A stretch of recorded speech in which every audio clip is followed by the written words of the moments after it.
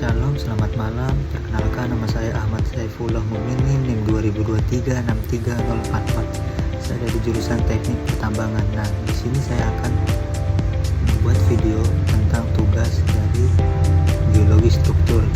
Nah, di sini jurnal yang saya ambil adalah analisis kestabilan lereng dengan metode klasifikasi massa batuan di desa Penumpiren dan sekitarnya, Kecamatan STM Hilir, Dusun, Kabupaten Deli Serdang, Provinsi Sumatera Utara.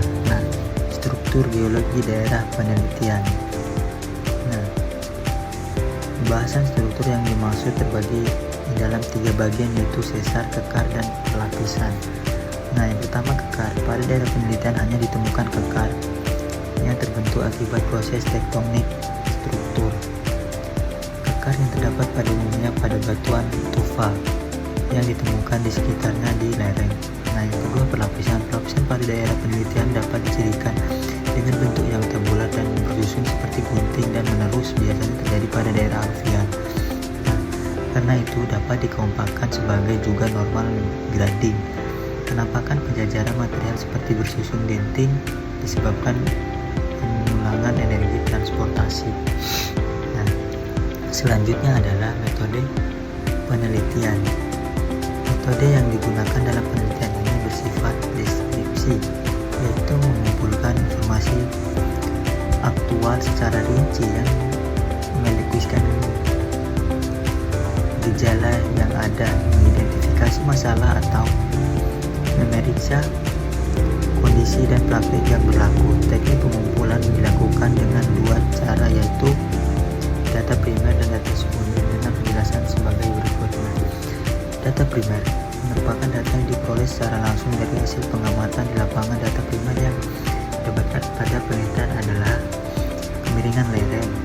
Nah, kemiringan lereng diperoleh dari hasil pengamatan di lokasi penelitian, bertujuan untuk mengetahui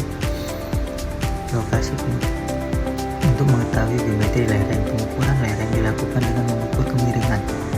Nah, tempat antara lokasi tertinggi dengan lokasi terendah. Yang kedua, kondisi batuan.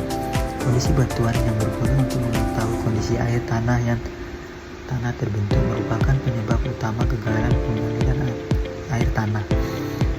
Didapat dengan studi literatur yang ada dan melihat dari penelitian yang terdahulu mengenai kondisi tanah di daerah penelitian. Nah, yang kedua, selanjutnya adalah kondisi bidang kekar. Kondisi bidang di kontinuitas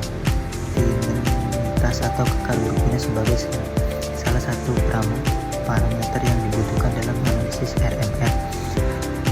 Hal ini dilakukan dengan cara melihat tingkat kelapukan, kekerasan permukaan bidang diskontinuitas, kemenerusan bidang kekar, lebar bukaan, dan material pengisi bidang diskontinuitas. Mungkin itu saja yang saya bisa jelaskan tentang materi